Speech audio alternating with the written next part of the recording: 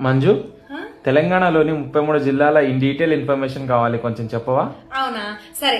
అయితే డైలీ ఒక జిల్లా గురించి నేర్చుకుందాం. ఈ రోజు ఏ జిల్లా గురించి నేర్చుకుందాం మరి? సరే, మరి నల్గొండ గురించి చెప్పు. యాక్చువల్లీ నల్గొండ పాత పేరు నీలగిరి. నల్గొండ రెవెన్యూ డివిజన్లు 3. ఏంటంటవి? దేవరకొండ, మిర్యాలగూడ అండ్ నల్లగొండ. నార్కెట్పల్లెలో పార్వతీ జడల రామలింగేశ్వర స్వామి ఆలయం ఉంటుంది. దీనిని విష్ణుకుండీల రాజైన 2వ మాధవవర్మ కట్టించాడు. పాన్గల్ లో ఛాయా సోమేశ్వర ఆలయం ఉంటుంది. దీనిని కాకతీయుల సామంతులైన కుందర చోళులు కట్టించారు. And next Vadapalli temple. ఇక్కడ కృష్ణా నది అండ్ మూసీ నది 2 కలుసుకుంటాయి. తుల్జాభవాని జాతర. ఇది చందంపేట మండలం పెద్ద మునిగాలిలో జరుగుతుంది. మన నల్లగొండ సాయుధ పోరాటాల పురుటిగడ్డ.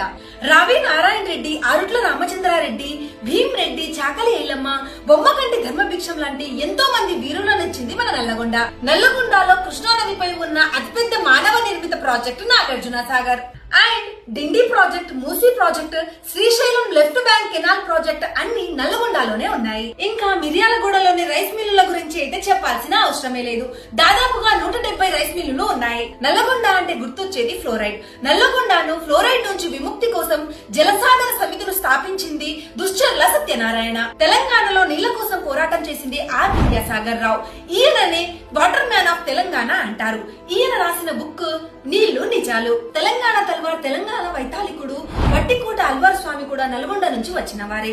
ఈయన ఆటోబయోగ్రఫీ జైలు లోపల, ఆయన అసంపూర్తి నవల గంగు. తెలంగాణలో తొలి నవల అయిన ప్రజల మనిషి అనే నవలను రాసింది కూడా ఈయనే. నా మాటే తుపాకీ తూట అనే ఆటోబయోగ్రఫీ రాసిన మల్లు స్వరాజ్యం కూడా నల్లగొండ నుంచి వచ్చిన వారే. ఫ్రెండ్స్, మీరు ఏ డిస్ట్రిక్ట్ నుంచి వీడియో చూస్తున్నారు అండ్ మీ డిస్ట్రిక్ట్ లో ఏంటి ఫేమస్? కామెంట్ చేయండి, మీకు కూడా రివిజన్ గా ఉంటుంది. వీడియో నచ్చితే లైక్ చేసి ఇలాంటి ఇన్ఫర్మేటివ్ వీడియోస్ కోసం మన ఛానల్ ని సబ్స్క్రైబ్ చేసుకోండి. మీ ప్రిపరేషన్ కి యూస్ అవుతుంది.